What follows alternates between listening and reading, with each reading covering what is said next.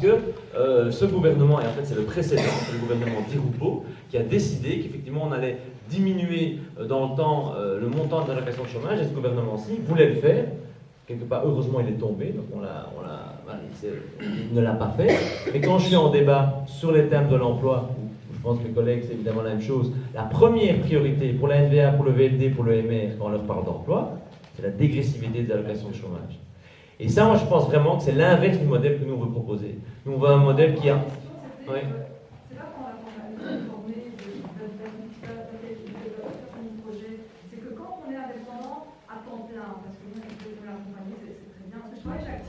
Le processus, c'est quand on est indépendant et qu'on est lâché comme ça, comment, au niveau des taxes, est-ce que vous envisagez de réduire certaines taxes ou bien vous avez réfléchi sur la question?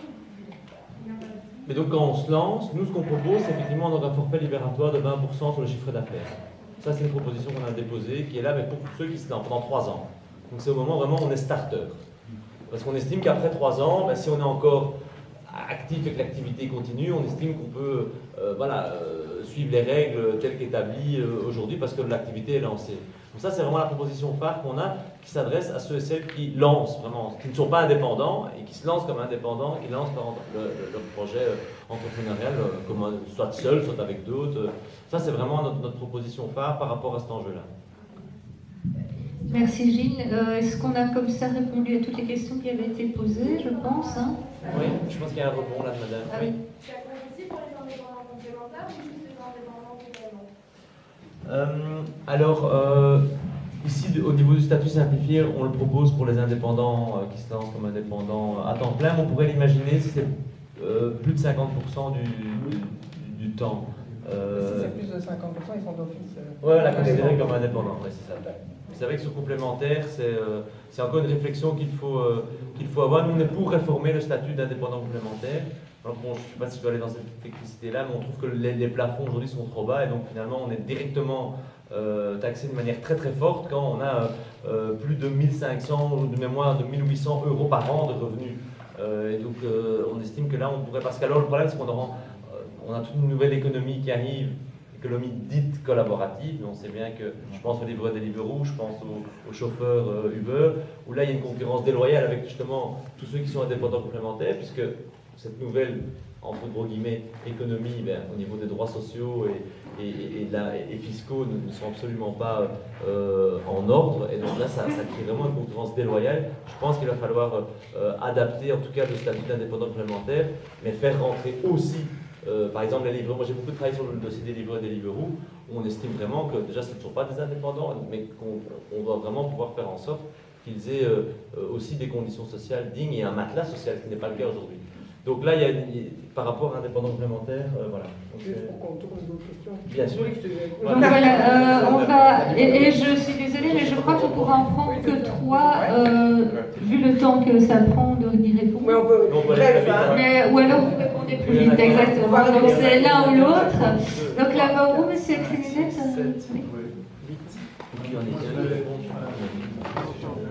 J'entends rien du tout. Oui, on entend souvent parler de décroissance, notamment par les gens qui veulent favoriser justement l'écologie, etc. Mais si je comprends bien, on peut aller vers une croissance, mais on ne parle pas de la même chose, on peut peut-être passer par une décroissance de tout. Je sais pas, on parlait des automobiles, des objets de consommation qui font appel aux terres rares et bien chères. Mais peut-être c'est ça qu'il faut alors, cette décroissance-là, cette croissance-là qu'on voulait diminuer, elle perd de son sens. Enfin, je ne m'exprime pas très bien, mais on entend souvent... Je pense qu'on a compris ce que vous vouliez dire, voilà. Oui. Donc je vais de nouveau redemander, parce que vous n'avez pas fait le tour précédent, à ceux qui répondent de reformuler la question, parce que tout le monde n'a probablement pas entendu, et donc vous avez le micro, de reformuler la question à laquelle vous répondez. Monsieur ? Alors, moi j'ai une question très directe à poser à Philippe. Alors cette question, je ne veux pas plomber l'ambiance, mais c'est une question qui porte sur l'impôt. Et c'est une question qui porte sur l'impôt européen. Alors on sait tous ici que l'Europe n'a pas la capacité de lever l'impôt.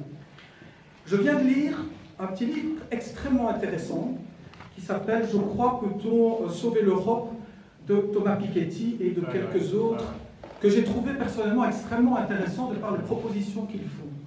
Alors il y a des propositions de plomberie européenne liées notamment à un nouveau traité qui est vraiment intéressant, qu'ils appellent le TEDEM, le traité pour la démocratie, qui viserait notamment à donner la possibilité à un certain nombre de pays internes à l'Europe de pouvoir se mettre d'accord entre eux, ça peut être 2, ça peut être 3. L'idéal pour lui, c'est de dire qu'il faudrait que les 5 grands pays de l'Union soient dans le coup, parce que ça représente 70% du PIB de l'Union européenne. Mais ce que je trouve intéressant, c'est qu'ils disent qu'il faudrait, grâce à ce traité pour la démocratie, donner la possibilité à ces pays de pouvoir lever l'impôt. Lever l'impôt qui ne serait pas énorme, ça représenterait pour lui 0,1% du PIB. Mais cet impôt permettrait notamment de pouvoir travailler sur des problématiques de pauvreté, des problématiques climatiques, etc. Mais le problème auquel on est confronté en Europe, c'est qu'il y a des États qui refusent systématiquement que la problématique de l'impôt soit mise à l'ordre du jour de la Commission. Notamment l'Irlande. Je pense qu'on a compris votre question. Donc moi je voudrais... Attends, je vais poser ma question. Donc j'ai simplement essayé de bien faire comprendre ce que je voulais, ma question ici, en expliquant un minimum. Ma question est la suivante.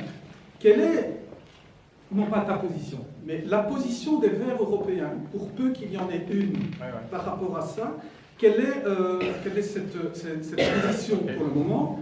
Deuxième chose, je trouverais personnellement assez intéressant que Écolo puisse s'emparer d'une proposition comme celle-là, parce que Piketty et consorts disent eux-mêmes, nous on fait une proposition, mais c'est une pierre à casser.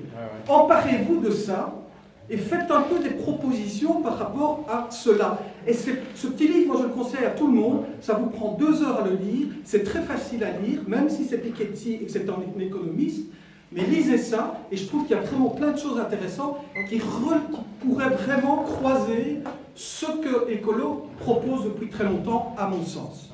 Merci beaucoup. Une troisième question, madame? Oui, on a beaucoup parlé d'économie et d'emploi, et moi je voudrais savoir quelle est la position d'Écolo en matière de politique culturelle. Il y avait un autre débat. Pardon? Et par ailleurs aussi, je n'ai rien entendu dans vos programmes sur le bien-être animal. Oh, ça s'éloigne un peu. Enfin, voilà. Ok, donc je vais vous demander de répondre, donc de reformuler la question à laquelle vous répondez et d'essayer de faire des réponses plus courtes, ce qui nous permettrait de prendre un troisième tour de questions si le temps n'est pas trop avancé. Qui commence? Bien. Croissance ou décroissance? Aujourd'hui, la croissance, c'est la croissance du produit intérieur brut. Et la croissance du produit intérieur brut est corrélée à l'empreinte écologique, positivement. Autrement dit, plus de PIB égale plus d'empreinte écologique, nous en avons déjà trop. Maintenant, je ne pense pas que la réponse soit la décroissance dans le sens où, c'est un terme que je n'utilise jamais en public parce que le mot croissance signifie pour la plupart de nos concitoyens bien-être. Donc décroissance veut dire des bien-être, d'accord? Et donc c'est pas une très bonne idée d'utiliser ce terme-là. On est, je pense, arrivé à une phase où beaucoup de nos concitoyens réalisent qu'il faut réduire notre empreinte écologique en réduisant les inégalités, en faisant les deux à la fois. Et donc ça va s'accompagner dans l'avenir prévisible par une stagnation, voire un recul du PIB. Et donc nous devons repenser notre système monétaire en particulier, notre système fiscal, notre système de sécurité sociale pour qu'il soit résilient à une absence de croissance. Si nous ne sommes pas capables de faire ça, il n'y aura pas de transition écologique et solidaire, ça je vous le dis. Et je vous rappelle évidemment qu'il y a une manière très non solidaire de faire la transition, c'est d'éliminer une partie substantielle de l'humanité, c'est pas notre programme, d'accord? Non, mais je veux dire, moi j'en connais qui pensent ça, en disant en fait, beaucoup d'êtres humains sur cette planète sont des passagers inutiles, d'accord? Et donc, ça serait une manière. Donc c'est aussi pour ça que je ne suis pas avocat de la décroissance, parce que ceux qui disent qu'il faut absolument faire la décroissance du PIB, une manière brutale de le faire, c'est d'éliminer une bonne partie de l'humanité, et comme ça on fera de la décroissance, sauf que ce n'est pas le but. Mais clairement, le PIB ne peut pas continuer à croître comme il croît. Or, il y a une partie significative de l'humanité qui vit dans des conditions matérielles qui requièrent du PIB pour qu'elle s'améliore. Ce qui veut donc dire que dans des pays hyper développés comme les nôtres, ben, il va falloir passer à la sobriété. Ça, c'est très clair. Ce qui ne veut pas dire pour autant à moins de bien-être, mais à la sobriété. Faire des biens qui durent beaucoup plus longtemps. Allez, je prends toujours l'exemple du frigo. Le frigo, on peut en avoir 2 sur sa vie, on peut en avoir 10 sur sa vie. Mais ça ne change rien en termes de confort. Juste que on consommera beaucoup moins de ressources. Vous allez dire, ah ouais, mais il y aura moins d'emplois. Ben oui, il y aura moins d'emplois et donc il faudra répartir l'emploi autrement. Mais je ne vais pas rentrer plus longtemps là-dedans. Juste sur le traité Piketty, je l'ai lu, il m'a demandé de le signer, je ne l'ai pas signé. Je pense que Piketty fait une analyse stratégique qui est erronée. Autrement dit, il attribue à l'existence des traités européens le fait qu'on ne mette pas des politiques de justice sociale et de transition écologique, alors que le problème, ce n'est pas les traités européens, le problème, c'est les majorités politiques. Tout ce qu'il veut faire peut se faire dans le cadre des traités européens, à supposer qu'existe la volonté politique. Et lui, il dit, parce qu'on va faire un traité, il y aura la volonté politique. Ben non, la volonté politique est préexistante à des traités, et je dirais même que quand le GIEC nous donne 12 ans pour prendre le virage, se mettre à travailler un nouveau traité n'est peut-être pas l'urgence la plus forte. Nous sommes beaucoup plus proches du pacte finance-climat initié par Larouturou et écrit, j'insiste quand même, par mon 3e de liste, Olivier Le Scuter, qui vise en fait à mobiliser, ne serait-ce qu'avec une coalition d'États volontaires, des financements avec en effet une taxation européenne plutôt sur la base de l'impôt des sociétés, pour engager la transition, en tout cas pour faire plus que ce que ne fait la moyenne. Mais je rappelle de nouveau à Piketty et consorts que les États qui bloquent le plus sur l'harmonisation fiscale, c'est pas juste l'Irlande ou Chypre, hein. Il y en a 3 qu'on connaît bien qui s'appellent le Benelux, qui sont archi contre toute idée d'harmonisation de l'impôt des sociétés. Et quelle est notre recette là-dessus? La proposition principale qu'on fait sur l'harmonisation de l'impôt des sociétés n'est pas de décider à l'unanimité de sortir de l'unanimité, d'accord, parce que pour cela, il faut être à l'unanimité, mais c'est plutôt d'utiliser un article jamais utilisé du traité, qui est le 116, qui dit que lorsque la Commission européenne constate que des dispositions de compétences nationales, par exemple l'impôt des sociétés, constituent des distorsions du marché intérieur, la Commission européenne est habilitée à présenter des propositions législatives qui s'adoptent à la majorité et pas à l'unanimité pour corriger ces distorsions de marché. Et donc, bien sûr, ce serait une déclaration de guerre face à tous les réactionnaires de la concurrence fiscale, mais ici, je pense que nous pouvons nous mettre l'opinion publique avec nous. Autrement dit, si la Commission européenne et le Parlement décident d'exploiter à fond l'article 116, je pense que nous aurons l'opinion publique avec nous contre les États membres. Et donc j'espère qu'on pourra créer le rapport de force pour. Je pourrais développer encore, mais je ne crois pas que c'est utile à ce stade. Sur votre question, madame, sur la politique culturelle du bien-être animal, je vais les raccrocher au thème de la soirée, donc l'écologie et économie, et puis après on peut évidemment discuter de tous les candidats qui sont présents et les autres écologistes. Donc la politique culturelle, c'est aussi des entrepreneurs culturels. Donc nous, on soutient cette dimension-là, c'est des gens qui font des spectacles, si on prend ne fût-ce que cette dimension-là, et donc ils ont aussi tous les soutiens, on y fait attention, il y a une partie d'entre eux, alors le statut d'artiste est utile parce que c'est des entrepreneurs qui ont une manière de produire qui est assez particulière, généralement il y a un grand temps de gestation, et puis après ils vont produire, donc ça on soutient aussi ce statut d'artiste pour aussi qu'ils puissent produire en fait leur spectacle. Alors, je ne suis pas une spécialiste non plus, hein, donc je vous donne juste les grandes lignes et puis je vous trouverai des noms de personnes qui peuvent aller plus loin. Et sur le bien-être animal, j'attacherai sur le type d'économie et en tout cas sur ce qui est l'élevage. L'élevage industriel n'est pas ce que nous soutenons, il est absolument déplorable en termes de bien-être animal. Et aussi, c'est l'opposé de l'économie que nous soutenons. Aussi en termes d'émissions, enfin voilà. Donc là, nous sommes aussi sur toute la vie de l'animal. Donc ici, je le mets dans cette dimension-là. Et donc, c'est une économie que nous avons plutôt sur si il y a pour la viande qu'on va continuer à consommer, doit être, enfin, qu'on doit, s'il y a une partie qui va être continuée, élevée dans des manières dignes pour les animaux et tout au long de leur vie. Donc voilà. Et le reste, on peut évidemment continuer à en parler après. Oui. Ok, mais alors, donc du coup, il est quelle heure? Elle est à 21h30, je pense qu'on a encore le temps. Pardon? Ah oui, on va. Oui, ok, c'est ça. Donc je voulais dire qu'on avait encore le temps du coup de reprendre 3 questions. Donc vas-y. Oui, je voulais vous demander ce que vous comptez faire pour soutenir une agriculture saine, durable et locale, et l'accès surtout à la terre pour les agriculteurs, qui est vraiment un gros problème pour ceux qui veulent se lancer, puisque la terre est devenue très chère. Et la seconde question, c'est plutôt une boutade. Que pensez-vous de transformer la taxe sur la valeur ajoutée par une taxe sur la détérioration environnementale? Vous l'avez un peu effleuré d'ailleurs, et ça résoudrait pas mal de problèmes, parce que les objets qui seraient nuisibles pour la planète deviendraient tellement chers que les gens ne les achèteraient plus, y compris les transports, bien sûr. Oui, monsieur. Je voulais rebondir sur ce qui a été dit tout à l'heure au sujet de Alibaba. On a évoqué aussi les gendarmes, parce que je trouve que c'est un dilemme tout à fait intéressant. Donc, personnellement, oui, Alibaba, je vois très bien la pollution, etc.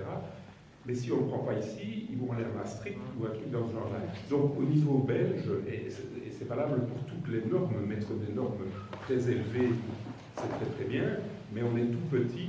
Et donc, tant qu'il n'y a pas quelque chose qui se fait au moins au niveau européen, je trouve qu'on est véritablement face à un dilemme tout à fait insoluble en ce qui me concerne. Donc, je voudrais savoir quelle est la réponse que je donne à mes copains quand on parle de ça. Est-ce qu'il y a encore une... Vous avez déjà parlé, vous, hein? Non, ok. Allez-y. Il y a une petite chose à vous rajouter, en France, même quand ça brûle, il faut avoir des sous. Donc je pense que le tourisme, ça fonctionne vraiment très bien. La question, c'est pas celle-là, évidemment. Les banques sont raréfiées en termes d'agence. Des voisines qui a 80 ans au mois de septembre, qui n'a pas de PC, qui doit aller à pied, bien entendu, à l'arrêt du tram, faire 5 arrêts pour arriver à l'agence qui lui a été désignée. Il y a là un non-sens. Alors, je n'ai pas dit qu'il fallait revenir à des agences à tous les points de vue, mais 4 agences à Uccle, c'est vraiment pas bon. C'est tout ce qui reste de la banque, je ne vais pas faire ça. Et voilà, ça va pas. Les transports en commun sont très mauvais. Non, ça s'améliore. Ah bah si, quand vous avez le 51, je vous assure que c'est pas bien. Mais quand on a les chemins de mobilité dans la salle. Ça va s'améliorer. Est-ce qu'on peut reformuler votre question en disant comment s'assurer des services publics minimum, finalement? C'est un peu ça. Oui, au privé, au public. Voilà. Les pompiers arrivent dans la heureusement. Merci. Les banques, c'est privé. Oui, donc un service minimum au public, en fait, c'est ça. Ouais. D'accord. Ben, on a donc 3 questions, donc si vous voulez vous les répartir. Voilà, moi je vais commencer par celle de Madame, parce que c'est un sujet que je suis, notamment que je suis au Parlement fédéral, c'est les entreprises publiques belges, encore celles qui le sont, et je vais prendre en particulier un sujet sur lequel on a été très sensible, c'est Bipost. C'est évidemment l'entreprise postale, mais par ailleurs Bipost a des obligations en termes de contrat de gestion, et une des obligations c'est avoir un... Alors, je suis d'accord avec vous, mais voilà, nous, en tout cas, notre vision de cette entreprise, c'est qu'elle doit encore pouvoir fournir un service public aux citoyens. Oui, je sais bien. Ça a été voté d'ailleurs sous cette législature. Nous sommes opposés au fait qu'ils puissent prendre des intérimaires et des consultants. Mais voilà, c'est effectivement une réalité aujourd'hui. Ce que je voulais quand même préciser, et on s'est vraiment... on a beaucoup bataillé au niveau du Parlement, c'est effectivement de garder non seulement cette règle aujourd'hui qui veut que dans chaque... Alors voilà, à Uccle évidemment il y a encore plusieurs possibilités pour aller chercher des distributeurs, même si j'entends que c'est pas assez, mais il faut savoir qu'il y a des communes en Belgique où il n'y en a plus du tout. Donc vous devez faire 10, 15, 20, 30 km pour aller chercher du cash, en fait. Oui, vous pouvez faire une transaction, exactement. Alors que dans ce contrat de gestion, il y a une obligation de Bipost d'avoir un distributeur par commune en Belgique. Nous, on aurait aimé étendre les horaires, on aurait aimé étendre le nombre de distributeurs en fonction de la population, évidemment. Donc, Uccle ou Saint-Gilles, c'est pas la même chose qu'effectivement Oufalise ou la Campine. Ceci étant dit, tout ce qui était important, et ça c'est dans notre programme, et c'est pour ça que je réagis là-dessus, pour nous, il n'est pas question d'introduire une différence de service en fonction de là où on habite dans le pays, en fonction de son statut, si on est une personne jeune, âgée, qu'on habite en ville, qu'on n'habite pas en ville. Pour nous, le service doit être le même, le service public doit être le même, et le service délivré par des contrats de gestion en lien avec ce qu'on appelle le service universel, une règle européenne qui est appliquée notamment dans tout ce qui est postal. Pour nous, c'est un enjeu majeur, et déjà le gouvernement actuel a annoncé que son intention pour le prochain contrat de gestion de Bipost, c'est par exemple revoir le passage quotidien du facteur. Il y a eu un grand débat cette législature-ci, mais on s'est battu pour que de nouveau le facteur passe tous les jours, non pas pour, comme le ministre libéral de Gros caricaturait notre position en commission en disant oui, vous allez être regardé, bienvenue chez les ch'tis, c'est fini le temps où il peut passer, où il vient boire un schnapp le matin, mais c'est évidemment pas ça. Quand on connaît les tournées aujourd'hui des facteurs, c'est totalement épuisant, c'est même démentiel. Et donc il y a un enjeu majeur en termes de services publics via les contrats de gestion dans les entreprises aujourd'hui en Belgique. Je me rends compte que je suis un peu long, mais c'est un sujet important. Et alors un mot sur tout ce qui est TVA, la taxe dont Madame parlait, de détérioration, voilà, c'était vous, pardon. On a déposé un texte, Barbara en a déjà parlé un peu, donc je vais être très rapide, où on propose en tout cas de diminuer la TVA pour tout ce qui est issu de la seconde main, du recyclage, de l'économie circulaire. C'est un texte sur justement l'obsolescence programmée qu'on a déposé au Parlement fédéral avec Jean-Marc Nollet, où justement il y a toute une série de mesures, on a parlé des partis, et une de ces mesures c'est baisser la TVA, et malheureusement on n'a pas pu, comme un exemple, entre les paroles et les actes, des autres partis qui parlent d'écologie, d'environnement, on n'a pas pu trouver de majorité pour soutenir ce texte malheureusement, mais donc il est là, il existe et on va continuer à le pousser. Et si je peux compléter, il y a même, parce que vous alliez plus loin dans votre proposition, qui était très intéressante, et on étudie aussi la taxe sur la valeur souscrite, en effet, dans les ressources et tout qu'on souscrit. Donc c'est à l'étude, mais on n'a pas des propositions encore suffisamment abouties. Donc si vous voulez continuer à y réfléchir, c'est une bonne piste. Alors sur l'alimentation, je suis ravie que vous la posiez, parce que vous avez même préparé quelque chose. Et donc avec Malika Hamza, qui est ici, qui travaille aussi beaucoup ces questions, et qui est d'ailleurs candidate à l'Europe aussi. Et donc c'est primordial en fait de renouer en fait cette chaîne alimentaire, en fait de la travailler. Et donc on regarde sur la manière en région bruxelloise. Je prends évidemment au niveau de l'Europe, il faut réformer la PAC, et il y a là, voilà, je vous invite alors à lire les écrits, à entendre Olivier de Squitter là-dessus, il est passionnant. Mais au niveau de la région bruxelloise, il y a déjà énormément qui sont faits. En fait, il y a déjà pas mal de terres qui existent, donc il y a déjà 250 hectares qui sont déjà inscrites à la PAC mais qui ne nourrissent pas Bruxelles. Donc là, on pourrait vraiment revoir. Évidemment, ça nécessite de revoir les baux à ferme. Donc les baux à ferme, c'est le type de contrat qui est lié entre le propriétaire et le fermier qui est assez difficile à casser.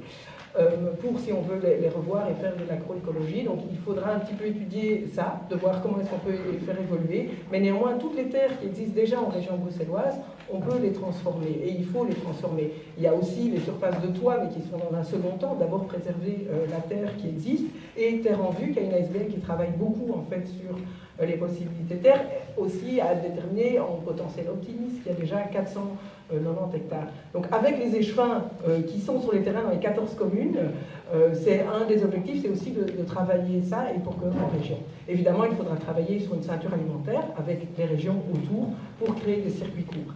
Alors je ne vais pas revenir, mais ce n'est pas le tout de trouver de la terre, c'est un point très important, parce qu'en plus il faut la re-rendre vivante et tout, parce que c'est cultivé d'une manière traditionnelle. Il y a aussi de trouver des modèles économiques pour que les maraîchers puissent vivre en fait. Et donc là, on a aussi quelques propositions, mais je vais être trop longue. Donc c'est vraiment quelque chose qui nous tient à cœur, donc, et on y travaillera, et j'y travaillerai aussi, d'ailleurs, si jamais je suis plus. Mais même si je ne suis pas élue, j'y travaillerai. Voilà. Bien, juste un petit mot sur la PAC. Donc la politique agricole commune, c'est le premier budget de l'Union, 37% du budget.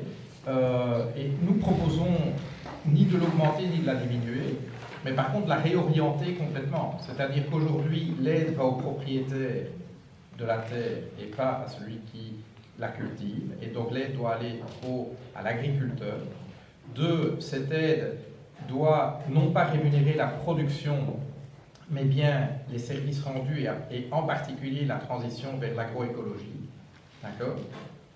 Et par ailleurs, les aides doivent être plafonnées par exploitation agricole. Alors, on discute entre 50 et 100 000 euros, mais donc il n'est plus question d'aller payer des millions d'euros à des grands exploitants industriels.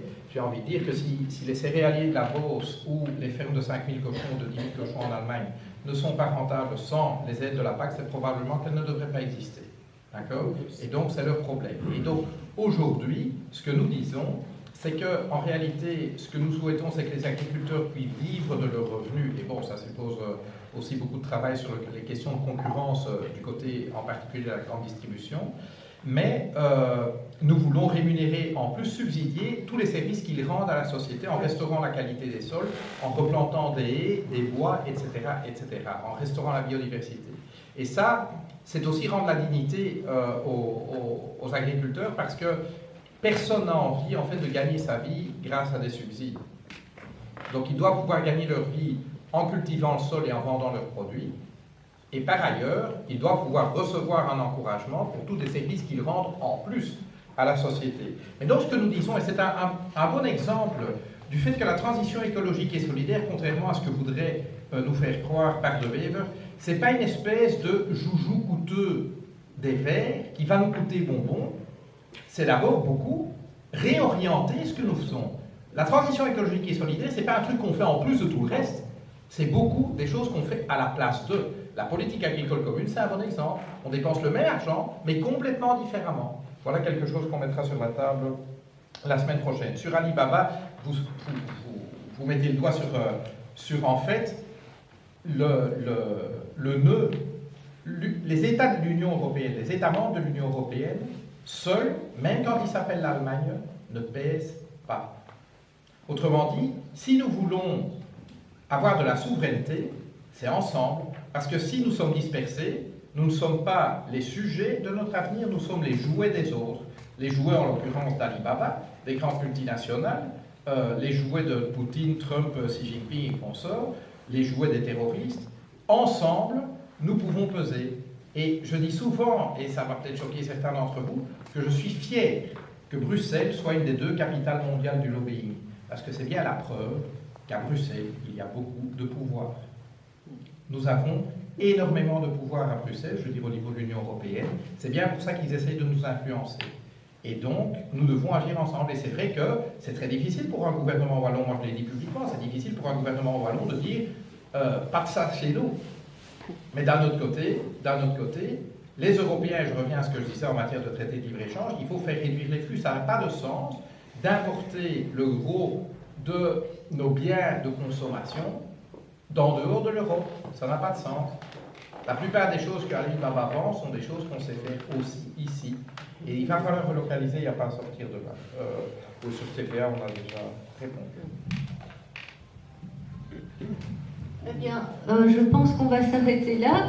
Merci beaucoup, c'était très intéressant. Et si vous voulez poursuivre la conversation, vous n'êtes pas parti tout de suite.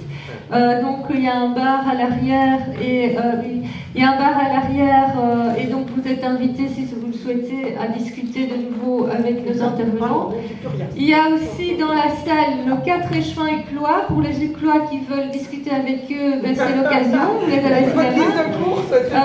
J'en profite pour faire remarquer qu'ils ne sont pas candidats et que donc on a tenu notre parole de non-cumul entre ceux qui ont été élus pour les communales, qui ne sont pas sur les listes. Par contre, il y a 6 candidats éclois. Si vous voulez bien me rejoindre, les 6 candidats, et je vais demander à chacun d'être hyper bref, de juste donner son nom et ses compétences. De nouveau, dans l'idée, si vous avez envie de poser des questions sur notre programme dans ces domaines de compétences, n'hésitez pas à venir nous voir. Et donc ça va faire tout de suite. Et une dernière chose, il y a là des affiches des candidats éclois, mais aussi de nos intervenants. Si vous avez envie de leur donner un coup de main, vous pouvez l'afficher évidemment chez vous, emporter tout ce que vous voulez. Il y a des signets aussi à distribuer, n'hésitez pas, ainsi que le programme.